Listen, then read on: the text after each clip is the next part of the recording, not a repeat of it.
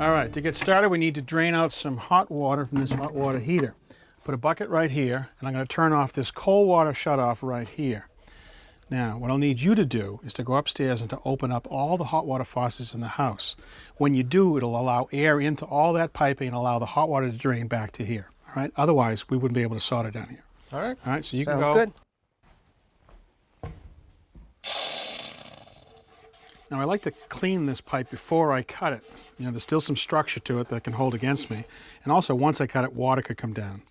To cut it, I have a special cutter. It's made for tight spaces.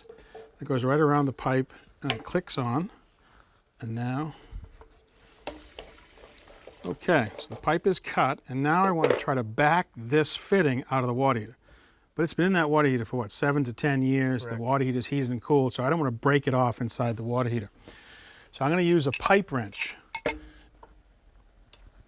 Oh, good. There we go.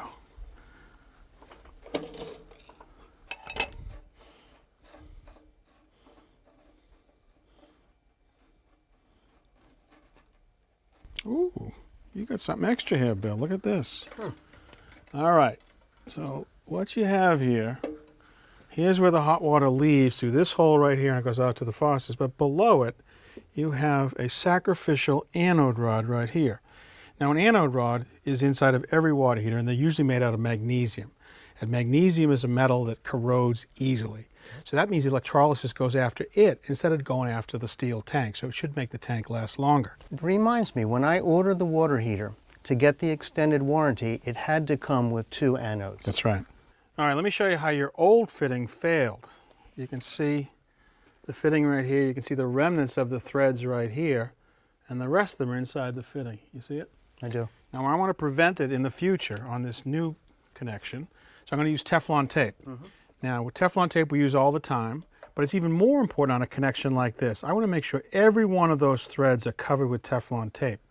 If you don't seal it properly, the water that's inside here could just get to those first few threads and rot it away like it did before. Good. Once you get it, pull it tight. Now we can thread it in.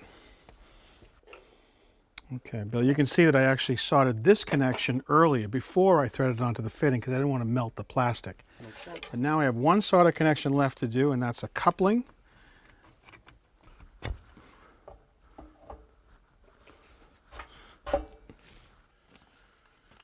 Okay, this is when I hope that all the water is out of the pipes.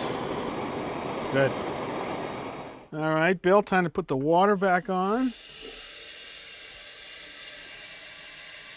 There we go. And the gas. And you, my friend, are back in business.